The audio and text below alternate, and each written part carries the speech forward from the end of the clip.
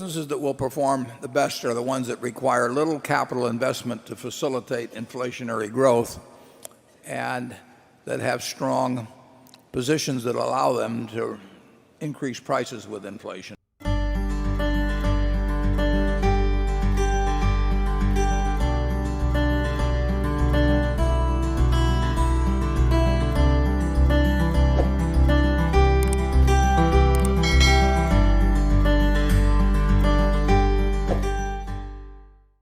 With those modest statements, we'll move on to Becky. This question comes from Mark Jordan in Charleston, South Carolina. He writes, in a period of high inflation, which particular businesses owned by Berkshire Hathaway will perform the best, and which will perform the worst, and why? Well, the businesses that will perform the best are the ones that require little capital investment to facilitate inflationary growth and that have strong positions that allow them to increase prices with inflation. And we have a candy business, for example, and the value of the dollar since we bought that candy business has probably fallen at least 85%, I would say, 80 to 85%. And that candy business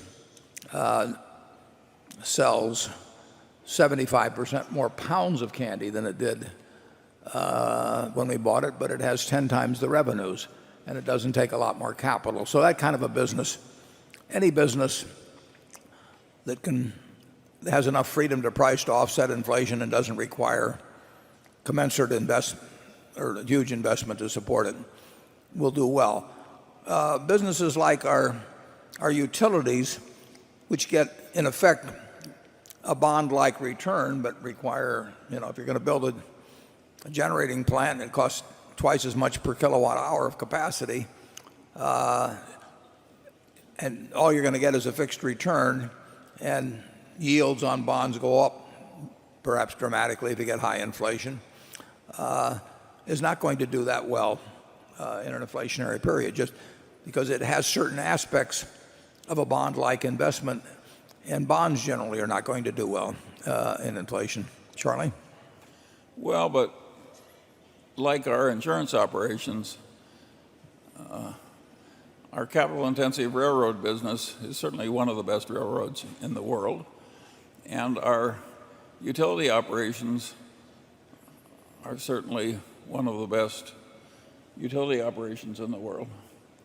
And so it isn't all bad to be up there world class in your main businesses. Our railroad, the government's talked about building a high-speed rail system in California. I think they're talking about 800 miles of track, and their estimated cost was about $43 billion, and estimated costs on constructions of things like that go up dramatically, much more often than they get reduced even by a minor amount. And of course we paid $43 billion, counting debt assumed, for a rail system which has 22,000 miles of main track and 6,000 plus locomotives and 13,000 bridges if you ever want to buy a bridge. So that the replacement value of that asset during inflationary already is huge, and it would grow dramatically, and the world, our country, will always need rail transportation.